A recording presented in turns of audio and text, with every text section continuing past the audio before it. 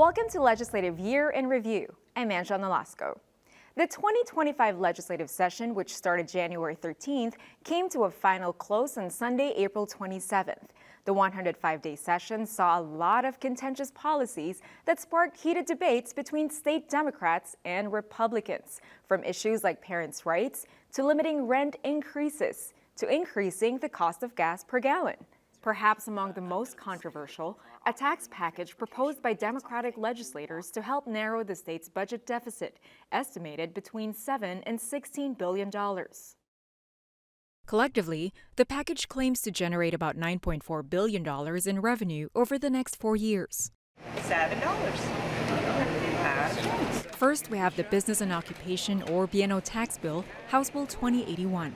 Set to affect about less than 200,000 taxpayers and projected to bring in the most revenue out of all of the taxes in the package.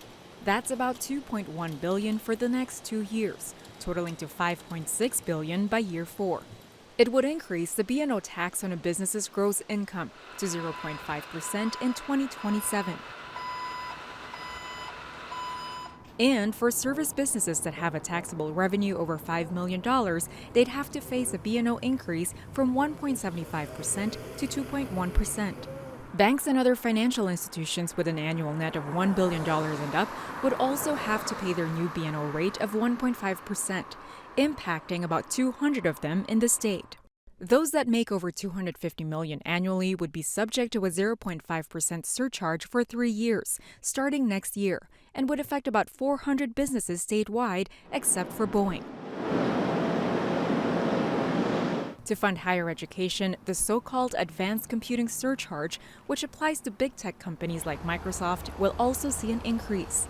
Tech companies with a worldwide revenue of more than $25 billion would see a tax rate hike from 1.22% to 7.5%. Supporters say the levy would fund higher education and financial aid for students. At the airing of this episode, Governor Bob Ferguson has yet to sign House Bill 2081 into law. It passed in both chambers late April with a 50-48 vote in the House and a 26-22 vote in the Senate. Another tax bill proposed by state Democrats is Senate Bill 5814, poised to raise $1.1 billion over the next couple of years and $2.7 billion for the next 4 years. Senate Bill 5814 aims to expand Washington's retail sales tax to include certain digital businesses and synthetic nicotine products. Advocates say it modernizes the tax code to fund schools, healthcare, and social services. Democratic Representative April Berg spoke to support it. This bill, Mr. Speaker, is important to say yes to modernize our tax code and not place a burden on working families. Opponents warn it could raise consumer costs. Speaking against the bill, Republican Representative Jeremy Defoe. This bill will increase sales taxes at a time when our state budget has doubled by over $35 billion in the last 10 years. We've got to stop taxing the people of Washington state over and over and over and over again. The bill advanced in the House on a 50-47 vote and in the Senate, Mr. President, there are 26 yea, 22 nay. A vote of 26-22. It awaits the governor's signature. Senate Bill 5813, or the capital gains and estate tax, is a new bill that would raise taxes on profits over $1 million, like from selling stocks, by nearly 3%. Passed in 2022, the capital gains tax was designed so that its first $500 million in profits goes to education and early learning each year. The estate tax, which kicks in when someone passes away and leaves behind assets, would also get a major revamp under this bill. Estates under $3 million would pay less, but those over $12 million could see a top rate of 35%. The House will take the following bill and gross substitute Senate Bill 5813. Hearing no objection, so ordered. Here's a look back at a House floor debate last April. Speaking in favor of the bill, Democratic Representative Chipalo Street said it will diversify Washington's tax code. This is a relatively simple bill that adds a new tax bracket onto our capital gains tax and then modifies the rates in our estate tax and makes sure that the exclusion in that estate tax is indexed to inflation. These are taxes that our population is familiar with, and we are just making slightly more progressive so that they can fund all of the great services that the state provides, like schools, healthcare, higher ed, early learning, and public safety. With staunch opposition, Republican Representative Jeremy Defoe criticized the bill, saying it's an income tax in disguise. A capital gains tax is an income tax, and it's unconstitutional in this state per the Washington State Constitution. Justice Cheryl Gordon McLeod said that in the decision, and I'm quoting that right now, to point out that what we're doing here is unconstitutional, Mr. Speaker. This bill is unconstitutional. Mr. Speaker, we're going to have property owners, retirees, getting their wealth taxed out from underneath them in a way that was never intended under the original legislation that was promised, including on this floor again, that is not the intent or the idea of the underlying legislation. The bill passed in the House on a 53-45 vote and in the Senate on a 27-21 vote. It awaits the governor's signature. Senate Bill 5811, also known as House Bill 2077, proposes a tax on zero-emission vehicle credits. These are aimed at car companies that make money off of electric vehicle credits, like Tesla, with a tax rate of 2% for ZEV credits sold and 10% for banked credits, including both credits banked after the effective date and credits banked before the effective date that continue to be banked. For credits pooled after the effective date of this bill, the tax rate depends on the model year and the manufacturer's ZEV delivery rate in Washington, compared to other states with similar ZEV programs. The base tax is 10%. During an April 16th public hearing by the Senate Ways and Means Committee, no one publicly testified in favor of the bill, speaking against it and on behalf of the Washington Policy Center, Todd Myers. Rather than rewarding the most innovative EV makers, this legislation increases costs and makes the state's EV mandate more unstable. The existing EV mandate does nothing to reduce CO2 emissions above the state's existing CO2 cap. This bill would simply make an already expensive system even more expensive, and for no other reason than to punish Tesla, a company who did exactly what the legislature claimed it wanted, increase the sales of electric vehicles, but is now perceived as a political opponent. Lawmakers say this new tax could bring in $280 million over 4 years, with most going to the state and some supporting EV incentives. The bill, also dubbed as the Tesla tax, passed in the House in late April on a 52-45 vote, and in the Senate with a 28-19 vote. The governor has yet to greenlight it. Another tax bill brought forward by Senate Democrats to help address Washington's budget deficit proposed to, quote, clean up Washington's tax code. Senate Bill 5794 aims to roll back several of what advocates call old or outdated tax breaks. The bill proposes to eliminate a range of tax exemptions and special rates, including some for credit unions, international investment firms, prescription drug resellers, and sellers of gold and precious metals. Many of these breaks were put in place years ago, but are now considered obsolete or no longer effective. The bill follows recommendations from a regular performance review process, which looks at whether tax preferences are meeting their goals. If passed, starting in 2026, more businesses will pay standard business and occupation or B&O tax rates, and some industries that used to get a break, like storage unit rentals, will now be taxed the same as others. For example, sales of precious metals like gold and silver will no longer be tax exempt.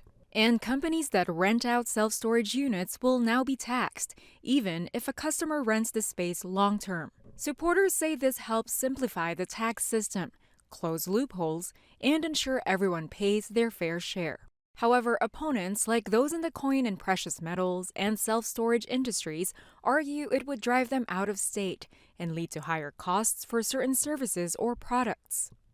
With the consent of the House will take the following bill. Engross substitute Senate Bill 5794. Here's a look back at a House floor debate on April 23rd, which drew stark differences on how most House Democrats and Republicans view it. Speaking in favor of the bill, Democratic Representative Chipalo Street. I asked myself whether I'd rather put money towards reducing the cost of buying a commodity metal or funding public safety. I asked myself would I rather put money towards lowering the cost of title insurance or ensuring health care for everyday Washingtonians. When viewed through this lens, I hope that passing this bill reflects the morals and the judgments of everyday Washingtonians.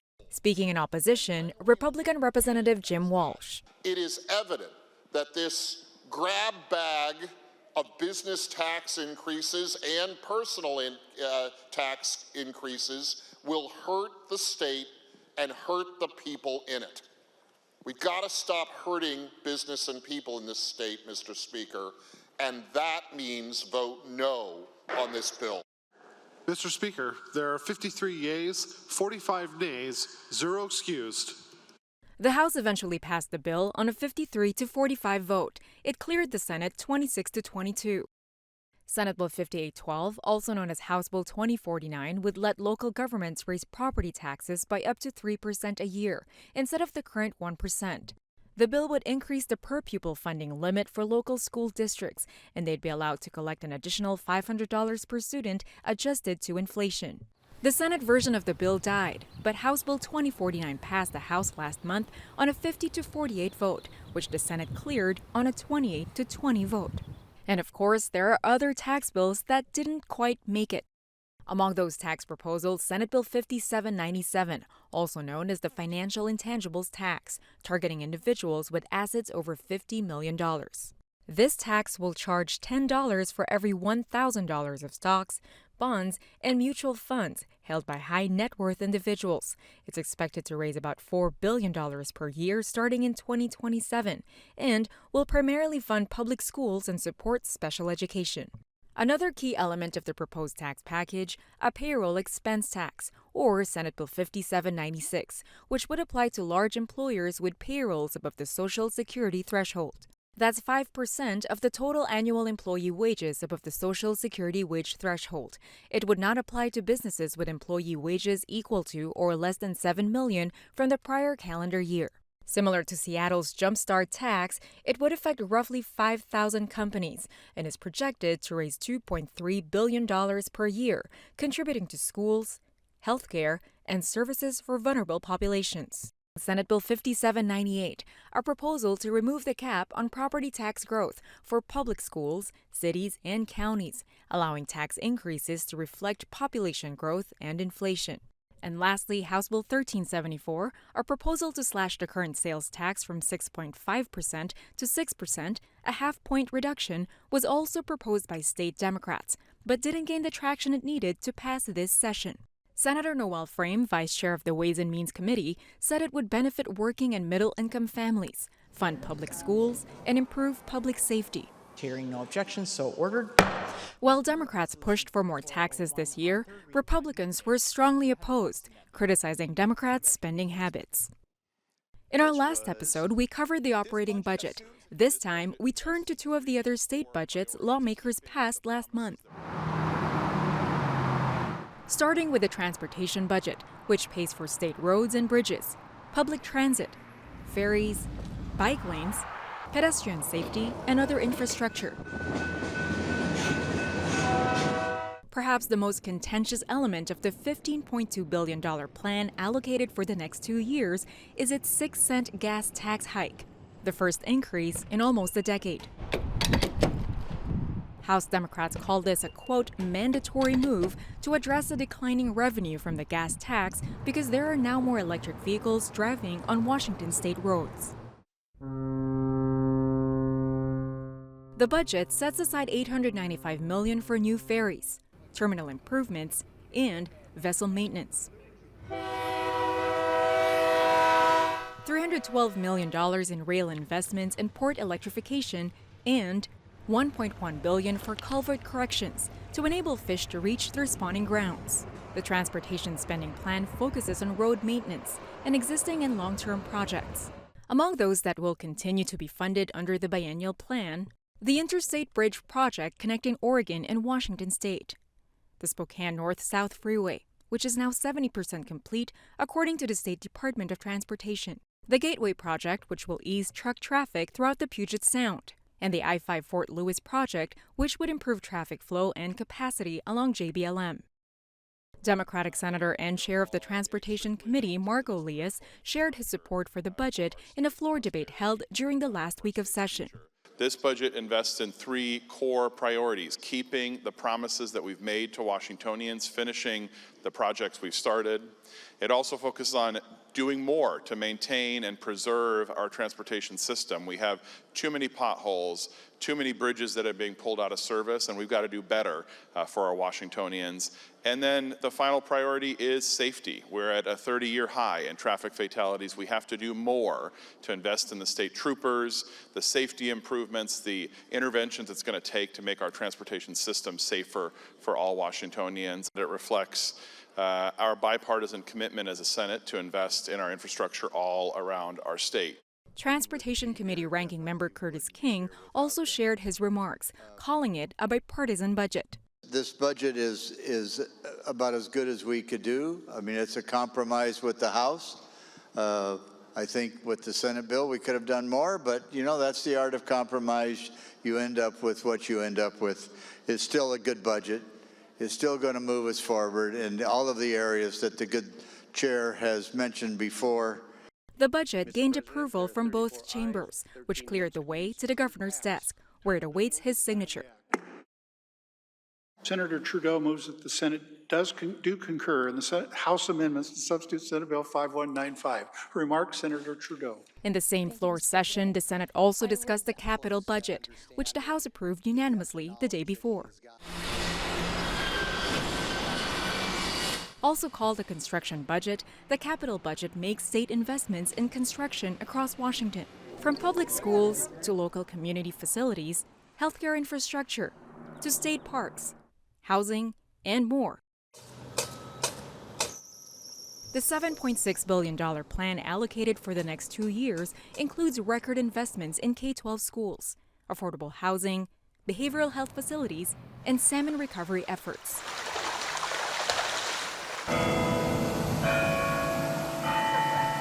The budget allocates $1.2 billion for projects in higher education infrastructure, of which $400 million is set aside for community and technical colleges.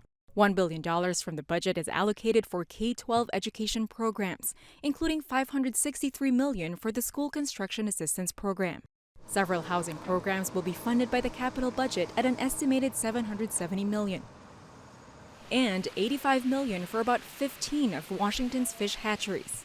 Democratic Senator Yasmin Trudeau shared her remarks. We get to fund over $770 million in housing projects across the state. That's huge, Mr. President. We got to fund water supply across the state. We responded to the community and we led responsibly. Echoing her remarks was Republican Senator Mark Schessler. All Washingtonians need shelter. And it doesn't matter whether it's in Cle Elum or Seattle or Central, they all need shelter. We've made investments in behavioral health, early learning, at levels that we could come to agreement on. This is a budget for the entire state. Similar to the House, the Senate also passed the capital budget unanimously. Mr. President, there are 47 ayes, 1 excused. Have received a constitutional majority. Substitute Senate Bill 5195 as amended by the House is declared passed. Title bill will be the title of the act. It will need the governor's signature to be enacted. That does it for this episode of Legislative Year in Review. We'd like to thank you for joining us nightly during the 2025 legislative session. Stay tuned for upcoming lookbacks, including some of the most high-profile and controversial bills we've covered this session. We'll see you next time. Section 24.